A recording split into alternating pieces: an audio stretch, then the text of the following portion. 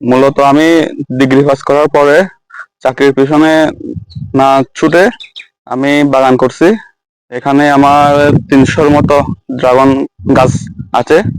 তার পাশাপাশি আরো আম গাছ আছে প্রায় 400-500 মতো।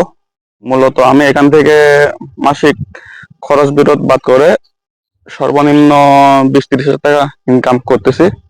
আমি এখন ভালোই আছি। আমি এই বাগান থেকে আরো মূলত প্রায় 10-15 বছর ফলন পাবো। মোটামুটি এই বাগানে আমি অনেক গাছ লাগিয়ে ভালো আছি। আর এই বাগান থেকে আমি অনেক ফলন পাবো, ভালো ইনকাম হচ্ছে। এখানে মূলত যারা শিক্ষিত যুবক আছেন তারা চাকরির পিছনে না ছুটে এরকম বাগান করতে পারেন। এই বাগানে মূলত মাসিক মাসিক 30-40 হাজার টাকা আয় করা সম্ভব। এই বাগান করে অনেক সাফল্য অর্জন করতে পারেন। মূলত এই বাগানটা আমি আগে যারা ড্রাগন বাগান করেছিলেন তাদের কাছ থেকে জেনে শুনে আমি নিজের ইচ্ছায় এই বাগানটা করেছি। বাংলাদেশের বিভিন্ন উদ্যোক্তাদের মধ্যে এখন বিভিন্ন শিক্ষিত যুবক যারা উদ্যোক্তা হিসাবে আত্মপ্রকাশ করছে, সেরকমই একটি পানছড়ি উপজেলায় শাওন চাকমা একজন, তিনি পড়াশোনা শেষ করে পড়াশোনার পাশাপাশি চাকরির পিছনে না খুঁজে নিজে একটি উদ্যোক্তা হিসাবে আত্মপ্রকাশ করতেছেন। তিনি 2 একর জমিতে বিভিন্ন ফল, বিশেষ করে ড্রাগন এবং বিভিন্ন জাতের দেশি বিদেশি আম চাষ করছেন।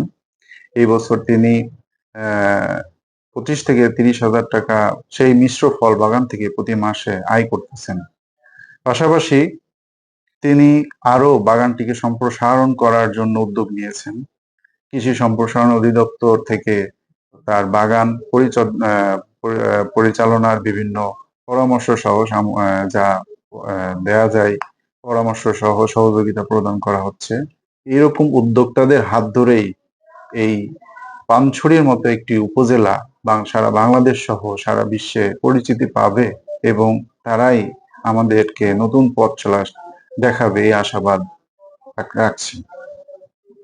শাওন চাকমা একজন ডিগ্রি পাস করা নতুন উদ্যোক্তা।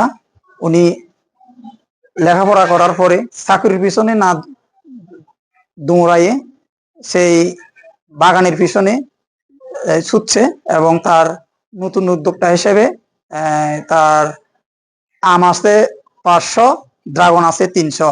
উনি প্রতি মাসে 20 থেকে 25 হাজার টাকা ইনকাম করে ওখান থেকে। সেই যারা শিক্ষিত বেকার আছে তাদের মতন তারাও তার মতো করে যদি চাকরি পিছনে না দৌড়াইয়ে যদি বাগানের পিছনে ছুটে পানছড়ি একদিন ভবিষ্যৎ উন্নতি হবে।